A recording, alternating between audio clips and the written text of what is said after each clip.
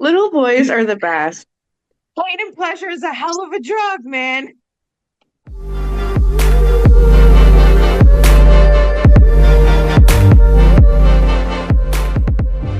Welcome back to Muse on the Mic. I'm Riley. And I'm Emily. Thanks again, guys, for joining us on another great episode of Muse on the Mic. We've got another fascinating one today, which I mean, I'm biased, but always. But we're gonna learn some. No, we're not gonna learn stuff. We're gonna watch some people learning some stuff. Yeah. We're gonna teach people how to learn some stuff. Haley, what are we doing today? We're doing an episode on men's bodies, but it's more so the self-discovery and the innocence behind children kind of finding things out about their sexuality. And it's hysterical. I think we have two videos we're going to share with you guys. And I was laughing. I was laughing hard at these. Y'all know it's hard to get Riley laughing. These ones are that good. They're so Yeah. funny. And they're those type of like there's lots of videos that go trending, right? But these have Mhm. longevity. These will forever live rent free in my brain because they're that funny. And gosh, kids are so precious, but it really goes to show the importance of, as we always talk about, sex education for children, teaching them the body basics right from the start and at age appropriate increments, but throughout their growth as children, through childhood, as teenagers, even as young adults. Listen, there are some grown ass adults too, but I blame the removal of it from so much either watered down, religiously scrubbed or eliminated altogether from schooling and the challenges that come of parents having to teach it at home. Now, I'm not a parent, but I've often been the trusted adult that is adjacent to a parent. I'm the Mhm. fun aunt. I'm those kind of things. So if a parent's like, I can't talk about this, I'm like, I will. But you have had some personal experience as well as a mom, especially of a boy and a girl. So I can't wait to dive into the guys this time And because God, they're cute boys and are so confused. cute. And it's the innocence for me. And I mean, I have so many stories I could actually share. I worry that one day my children will come across the pod and be like, "You told that." So I'm afraid to, but they are so innocent. And the way the self-discovery is so adorable. We got to find a way that you could share some stories. Been like, little Timmy said, and then it's this kid I know. I might share one later. There's one that's coming to mind. I love it because that shit, you can't script it. You can't No. script it.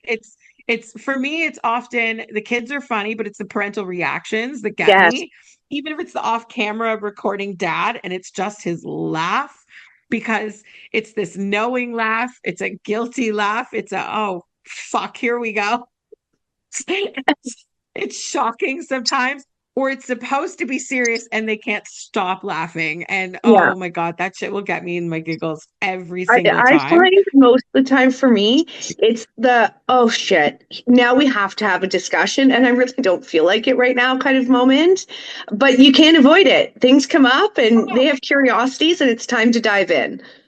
It wouldn't be funny or productive if it was scripted or pre planned. It is the Yeah, spontaneity that makes these moments absolutely yeah, golden and always reiterates that kids will say the darndest things. for sure. I love it. Let's dive into the two videos. They're quick, short videos, but they will have you guys in stitches, and we'll Yeah. talk on the other side. Okay. What? I put a chip clip on my wiener. Okay. You don't believe me? Oh no, sadly I believe you. Well, it hurts. I'm sure it does. Take it off. No, you gotta see this first. I'm definitely not looking at that, so no. Dad, can you please bring me another chip clip? I want to try out too. I'm not giving you another chip clip to put on your... Can't see heel. What? He can't see heel. What can't see what? Because I don't have no balls here. What do you mean you have no balls? Is there supposed to be balls in here? There's balls in your sack, dude. You're fine, dude. But They don't go away. There's no in here. What if Dude. there's Chloe, no in knock it here? off, dude. What are you talking There's about? no. Remember? I don't need to see them. Do you know there's no balls and there's no the thingies? What thingies? The round thingies? Yes, that's your balls. Yeah, but it's gone. Where did they go? I don't know. Go in the bathroom. I did. Check. I'm sure they're there. All right. I am dying. Both of those videos are so funny, but the chip clip one, for me, it's too much. It's like, is this a kink being first discovered? I'm not sure. And can I have 2 clips, Dad? It was the 2 clips. It was the 2 clip request for me. I Yeah. mean, I immediately jump into sexologist brain and I'm Yeah. like, turning into like a psychic, being like, I can see his future. I know it's coming for this little guy once he's a man. He's gonna end up in a cage in no time. He's gonna like all kinds of ball weights and nipple clamps and all things that have to do with tension and pressure and pinching and suffocation. But he even said it. He's like, it hurts, Dad. Can you get me another one? Little boys are the best. Pain and pleasure is a hell of a drug, man. There are very And then, few opposites that come into such synchronicity as pain and pleasure because hate and love can be messy, but it's yeah. very rare, right? Pain and pleasure is almost an everyday thing. And I love the dad's reactions. And I think it's so important, lesson for all you viewers, to not sexually shame your children anytime something like this comes up. Those are lasting memories, but the reactions are just so genuine and like hysterical to me. Like the one dad was just like, of course you did. Like as if he wouldn't expect anything less. Let me try it on my balls. Oh my God. If that dad's not dear diaring that every day to be able to deliver that to him as like a wedding gift one day, but like all of the toys that you stuck in your body, or that's a kid, same kind of kid gets a marble stuck up his nose. Like he's Yeah. probably in ER all the time because he just won't stop. It's on his body. Listen, I won't tell some of my childhood stories, but my brother was weird in the things he tried to. And I was the one that was trusted. He didn't go to mom and dad about things. He'd come to me and be like, oh my God, what's happening? Or like, put it in. And now what do I like, what do doing? And I was only 2 years older. So my little big age, I'm trying to be like responsible. Oh, this kid's doing weird shit. But like, I mean, we know men, even as adults, are creative and Mm-hmm. resourceful when it comes to their Mm-hmm. sexual pleasure. Most things were invented by men, everything from the bra to the glory hole, right? Like it Right. wasn't women. They were like, you know what would be fun? Let's take a piece of drywall and drill right through it. Hey, stick your thing through here and I'll be on the other side. No, no, no, no, no. That is not at all the history of glory holes. And so everything from what does it feel like to stick a carrot up my ass to gerbling to like all kinds of different things. Men will find ways. Fucking apple pie. Men in prison create pocket pussies out of regular, jugular stuff. Like a Right. toilet paper roll is a hot commodity in jail. So like men will fuck anything. Like it's a real statement, a real reason why they say that.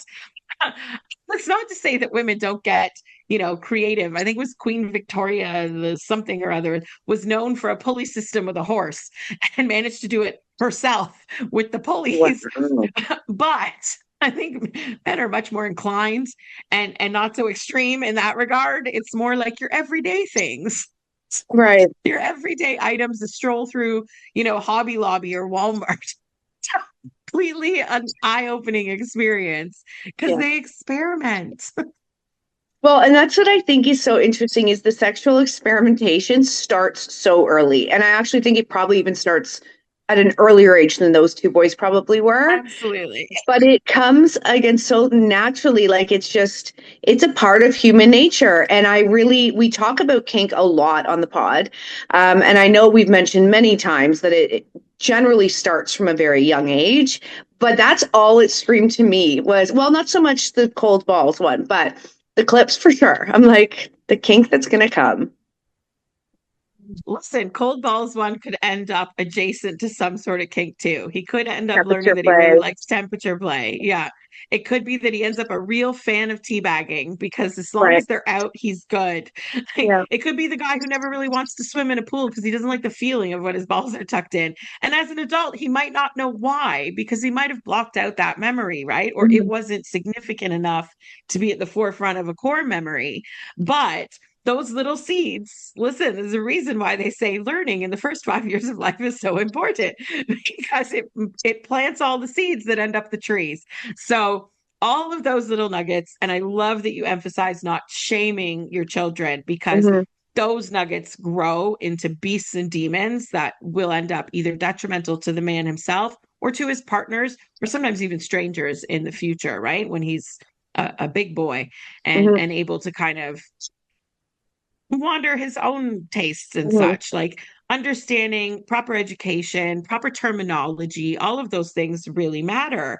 So I did a little Googling on things like at what age um, specifically should not just does puberty happen, but should those preemptive conversations happen? Because listen, as a girl, I hated the surprises of puberty because although my mom Mhm. talked to me about some things, to know more about a period would have been nice than having it start in middle ballet class when I was 11 years old. That Right. was embarrassing, right? So I also feel like as the world has become not just more modernized, but more liberal, and we're more vocal about things, like we talk about things, some of the guidance from medical communities and psychology communities on when to start those conversations is actually a lot younger than I remember like our generation of children being. Right. Because there was like, grade 3, this happens, grade 6, this happens, grade 8, this happened. Like it was a lot older. And now they're saying start like learning about your body when you're 5. Like Mhm. use proper words, testicles, penis, like use the proper terminology from them. And Mhm. not only for the reason of their own awareness, their autonomy, stranger danger, talking to a doctor, like those kinds of things, but also for his own sexual satisfaction later, the satisfaction, wow, Mhm. Mhm. later in life as well, because sometimes people don't know that something's a nickname and they Right. connect it incorrectly or don't connect it to the atomical thing, and they don't realize that a dick is a cock is a penis, right? And Right. so some people that might sound obvious, but I listen, there's a lot of people call everything a vagina, and that's not it either. There's a lot of Sure. parts with different names, right? So finding the click can be very hard when you're just like, I thought vagina. And we're like, True. specific point, right? Yep. So using terminology will set him up for a much happier and safer, healthier, and hopefully more pleasureful, experience as an adult man once he gets to that point. Um, and then I kind of strayed into sex ed and like, how does that come about? Because obviously, every different country is different, cities, family choice, religious choices, all those kinds of things. But I remember sex ed being where we were just passing the point of like giggling over everything. If my memory is correct, it was around grade 5, which to me sounds super old. Like, why are we not that people in grade 1 need sex ed class, but health Mhm. class should include some parts of all this kind of stuff. By grade 5, you're already in training bras. There's girls getting like early periods and like things are Yeah. already, boys are waking up with boners. Like, we Yeah. are past the point of early education. We are now in the thick of education, and you're almost having to like backtrack and be like, remember 2 years ago when this happened and this started to tingle or this started to grow? Like you're literally having to go backwards instead of Mhm. moving them forward with information. um, and so doctors now and pediatricians say start at 5 in terms of like in the home, and it's school between 7 and 9 years old, which makes absolute Mhm. sense to me. That is when things start to get a little weird and things Mhm. start going a little haywire. I've never been a boy, but I know as a girl, things are like, why does it feel like that all of a sudden? Mhm. Shit's getting changed and strange. Boys' voices are changing. They're growing at incompatible, feet grow before their height, and like everything's going wonky. And it would be so helpful to their own self-esteem and their autonomy to be able to know what's going on with their bodies. I would think the Mhm. worst thing that a parent or an educator could do is either leaving it out altogether or leaving it too late. Get to those conversations, even if they're awkward and silly. There's lots of cool ways to do it too. Mhm. I almost feel like it just comes up. Like, I'm even thinking to myself, shoot, have I prepared my children enough? Should I sit down and have a conversation about the vagina and all the parts? But I think it happened. And I remember vividly, I have a sister, and both of us at a very young age, I think, started masturbating. But before that first experience, we were just exploring our bodies. And thank God my parents did not shame us for that. But I remember this distinct memory, and it will never leave my mind, that my mom said, "Oh, honey, like I must have been doing something with myself in the common space of the home." And she said, "You can do that, but you should go to the privacy of your own bedroom." And so I think I did. And I remember her talking to me about it afterwards, like, was that like, did you enjoy yourself, or would you do that again, or some sort of conversation that came from it? But I'll never forget, because as a child, you don't think it's bad or it's wrong. You don't have, there's no stigma or shame at that point. So you just do the things you want to do. And it's the parents' reaction. So it's really important how you react in those moments. And like, luckily, my parents did, saying you can do that, but just be in private when you want to expose yourself. Um, but they are really important lessons. And I mean, I'm not a big kinkster, I don't think. Oh, hey, welcome back to Just the Tip with Riley. So today we're going to start this episode off a little differently. I'm going to start with a question for you guys. In your opinion, what's the best part of a sexual experience? While you think about that for a minute, let me tell you mine. Enthusiasm. In my opinion, what better way to express or demonstrate your enthusiasm during sex than by making noise? I know for some people, moaning or being vocal during sex can feel awkward or sometimes embarrassing. But sex is about letting go and settling into your vulnerability. But did you know making sounds during sex can actually intensify your orgasm? If this tip isn't enough, subscribe to Patreon for the whole thing. But I also think back to childhood, remembering playing, like, you know, that game Cops and Robbers? Yes. And like, there was a reason I always wanted my crush to capture me, haul me off to jail, and punish me. Like, it's no surprise I want to be dominated. Like, these things really do start early. I loved playing doctor as a kid, and I always wanted to be the patient. So I just wanted to be touched by the boy that I liked. Of course. Oh my God, kids are fun. Now I want everyone to drop in the comments and share some embarrassing shit too, because we just overshared. And I love when we do that. But like, it's amazing how, like, immediately, even saying it or thinking about it, I'm transported to that moment in time. It's so vivid a memory. Yeah. But that is the risk then, right? You don't want to add trauma to your children. Like, Mhm. imagine your mom had reacted differently and like startled you or scared you or yelled at you or punished you or shamed you. My goodness, now you're going to be a woman that never touches herself, which means you're less aware of your own body, which means you're potentially not going to have the same voice, like your own voice, Yeah. to express if somebody touches you inappropriately, to be Mhm. even to describe where, if the policeman or the doctor is saying, "Where did the bad man touch you?" and you don't even know the words, you can't even point it out on a doll because you don't even know what that felt like. Like, there's so many extenuating circumstances that come from those moments. They could even change a kink. So Mhm. Chip Clip Kid could have been shamed like crazy. And instead of being into things on his dick or that tension or cock rings or something that's going to stem from that for sure, it could have been that he ends up a submissive guy that likes being screamed at. Or it could be that he ends up the screamer and ends up like taking out that trauma on his partner or on his children or Mhm. on others in any way, shape, or form. It could end up that he pays a dominatrix to make him cry. Like, it could just extend to so many things. But really, when I think of those kind of things, I really think for safety purposes, like, and for medical purposes, it's really important that they know their own body parts. And like you said, it's not in the pre-planned convenient times that those conversations come up, even if you try. Mhm. And it's not obvious experimentation, like it's bath time and now we're drying, with the towel. And he's like, "Mom, what's that?" That would be convenient. And maybe some of Mhm. them come up that way. But the rest of the time, it's when you're in the middle of trying to get ready, you're cooking dinner, guests will be here in 20 minutes, and now they want to have the talk. And you're Right. say, "Kid, it doesn't have to be today. Like, of all the days, you know, Grandma will be here in 20 minutes. We don't have time for this right now. I haven't even had a shower." Like, Yeah. those are the moments where that's going to happen, or in front of strangers, or in front of those guests where they walk and go, "Mom, Jim,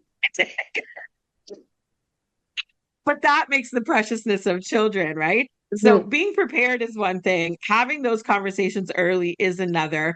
But if you're uncomfortable, I think the car is a perfect one because it's not an eye-to-eye conversation. You're Yes, sitting I like side that. by side. It's very neutral. I know some families that they prefer to write, so they'll leave notes or like Hmm. there's certain like a almost like a suggestion box. But if you ever have a question, you're not comfortable talking to mom and dad about it, put it in the box and we'll read it and they just check it once a week or whatever. Like there can be some fun or creative ways to go about opening that conversation, even if you're super uncomfortable and you don't have an Emily in the family that Hmm. you can lean on to be like, how the fuck do I talk to my kid about this? Or can you tell my kid about this?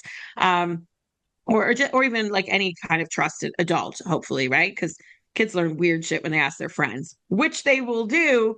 And let's say that's another reason why you should explain anatomical proper things, because kids will come in with their nonsense and they'll be like, nope, Hmm. my mom told me that's a penis. Like they automatically know. And some kid's not going to trick your kid Right. stupid one day, being part of some weird experiment that they didn't know was going to happen at the sleepover. Like Mhm. kids do weird shit. Yeah. We really do. All of us. And just most, like you said, most people don't talk about it. And so, unless it ends up a funny TikTok where you catch it in the moment, parents can feel kind of isolated, I'm assuming, and Hmm. that, like, this is happening to me. Nobody else, none of my friends or my peers have talked to about this. I don't know if this is a thing for them. How the hell am I going to explain to them to stop putting Lego butt plugs up your how how do we get here and how do we get through it with a healthy child and a healthy relationship between the parent and the kid, and Hmm. again preemptively setting that boy up to be a wonderful partner to a male or a female once he's a grown adult. It builds Hmm. compassion, I think, too. Yeah. And I think it is, like you said, different ages and different stages of things that you talk about, because as much as kink can be formed at any stage in life, I think it's common that it's developed between, I think you said age 3 and 5, somewhere between there. Yeah, But generally. yeah, No, go. Generally, that's like the age range. okay. But what I read also that I found kind of interesting is that between the age of 11 and 14 is when kids start to better understand their interests, and when they can start to feel shamed or stigmatized that it doesn't fall in line with their peers. And so usually it's a little bit past that point where they start then researching and trying to find more of a community and where are the like-minded people, which is a great, discovery journey for themselves. But these are the different points that I think is important for parents to have those conversations. And if they start early enough, then even the 11 to 14-year-old, once he falls into that range, is going to have the comfort to come and talk to you about it. Absolutely. He'll also be more aware of what to research or what Hmm. he's actually looking for because the terminology is already in existence. And maybe not down to what the kink is called, because that's a little much, I think, even for an 11-year-old.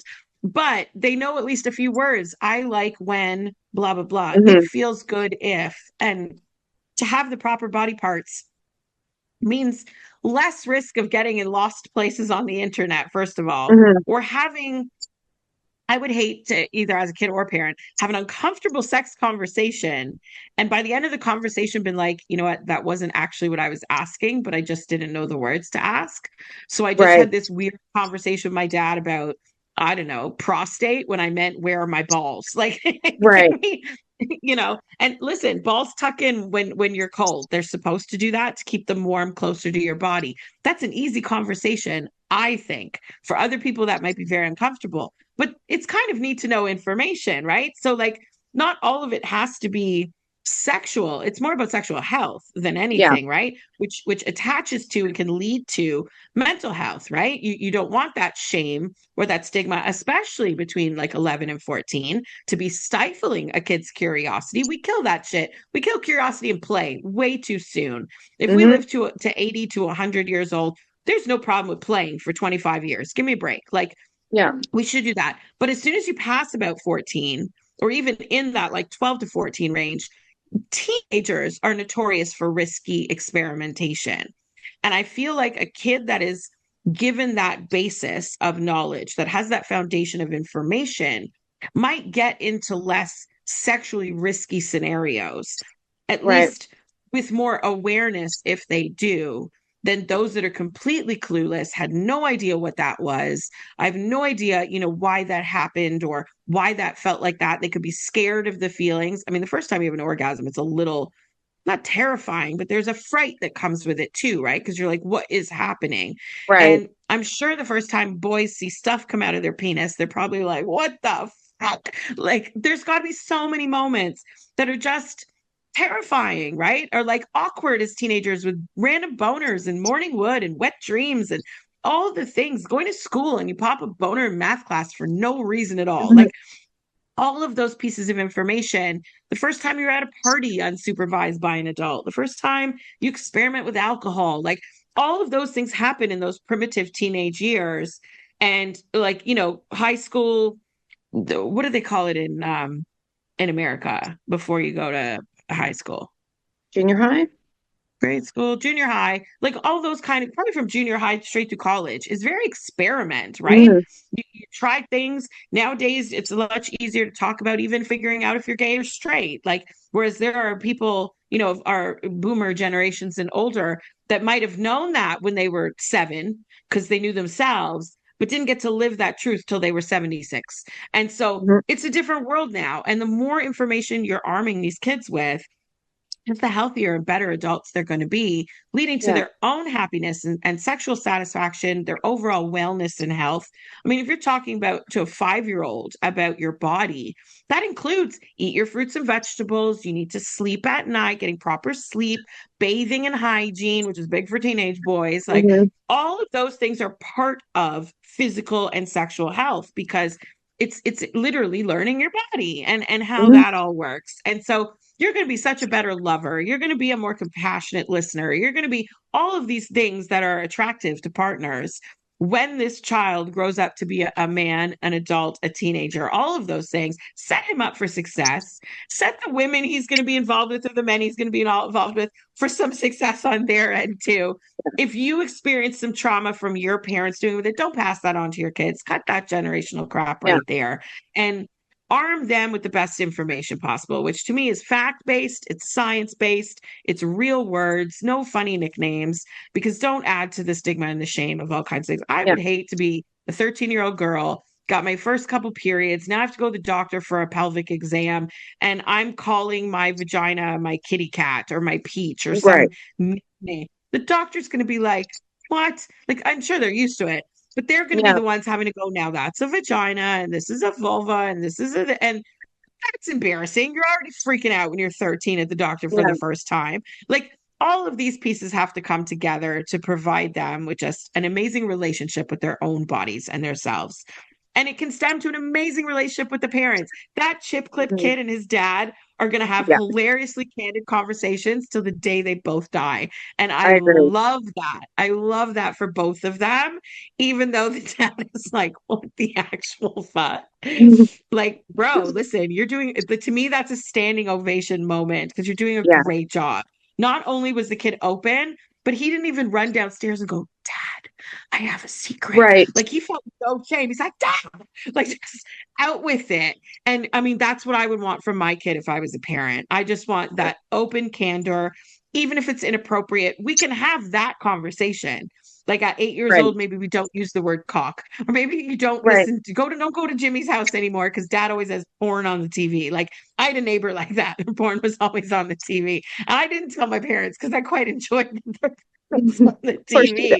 And I mean, listen, it was a house that had 4 boys, and just the only female in the house was the mom, and she worked full time as a nurse. She was never home. So like there was porn on the TV. And I liked it. So I didn't want my parents to be like, you can't go there. It was the Yeah. most fun house on the block. There's 4 boys and no rules. Mhm.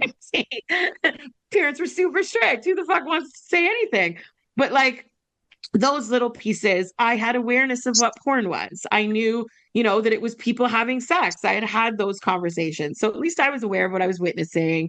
And I didn't stand there watching it, right? I was Mhm. playing and whatever, but it was just in the living room. It's when you run past and head down to the basement. It's fucking there. And back then that was like pay-per-view. So that was an Right. expensive like cable bill. So funny. I love it. I love that dad so much. I think he's so awesome. I want to buy that guy a beer and just be like, let me sit down and hear your stories He because is. Because you know we what? know It that's really the first time could. that kid said some crazy shit.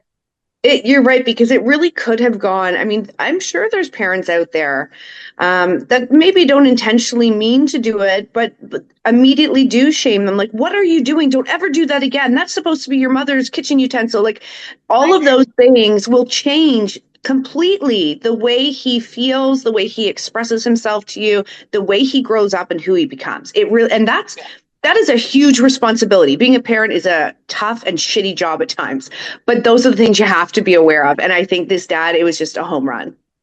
Touche. It is a shitty job sometimes. I Yeah. don't envy y'all. There are reasons I don't have any. But I like to think I consider myself empathy adjacent because I pay Mhm. attention to a lot of stuff and I like the learning. I like the learning curve. You know, I'm always about that part. I'm kind of like, Mhm. whether I mean to or not, I just like soak it up and sponge or like research things. Or even when you've mentioned problems about certain things, I'm like, if I don't know the answer, let me find out. Yeah. Because not only is there information out there, but when you seek out, let's say you talk to a few trusted people and you Google a few things and you talk to, let's say, their doctor, or like you're going through your circle, my circle may come up with different information, Hmm. or even the search terms I use on Google will lead to a different place, right? I'm convinced search terms on Google is like an ink blot test because it says a lot about your personality, what words you Right. choose to search for a certain result and how you get there. But I could come up with three other things where you're like, I totally hadn't even thought of that, or I never knew Yeah. that. And now we've pulled the information together and you get to deliver that because you're an awesome mom. You get to give that to your kids in a way that you know how they will digest well because you know them so well. But now, like, you're being a better parent and you're setting them up even better. And now maybe they know a few more things or a few extra words or a way that they can talk about something that otherwise that wouldn't have happened. So Yeah. I think leaning on the village is really important too, because Hmm. parenting should never be a completely solo job. I couldn't imagine just Hmm. in the bush in a little house in a jungle. No. So you need that village for sure. Yeah. And that includes elders a lot too, because they have Hmm. their own information. Even if their ways weren't necessarily right or wrong, there's lessons to be learned, you know, through their trial and error and through their Hmm. experiences. Kudos to your folks too. Your mom is the best. I love your mom. I love that kindness she showed because that's really all it is, right? Be kind. They're little Hmm. humans. They don't know. And like, poor kid was bawling his eyes out over his testicles. Like, if you're crying that hard, I just want to hug you, making sure you know it's okay. You're safe. It's okay. Now let's talk about testicles. Right. Literally looked like he thought not only are his testicles gone, but I'm about to die Yeah. because this is the worst thing ever. I don't know what's happening. And his poor little brain was probably a mile a minute of sheer panic that Hmm. just exploded out of his eyeballs. I was waiting for snot bubbles. He was so upset. Poor little guy. Well, My I love gosh. that these two little boys, the youth inspired this episode today, which is a new one for us here on Muse on the Mic, but it was a good one. I Definitely. love the discussion. It was. I think we're going to jump into girls next time too, Yeah. because listen, little girls are fucking weird too. Hmm. I agree. We all, we'll have some more confessions on that one for sure. But I love it. So, boy parents out there, definitely take your time and do these things and set those kids up for the best. And if you find any hilarious clips like this, we definitely want to see them. Send them to us Yeah. because I think we both get a kick out.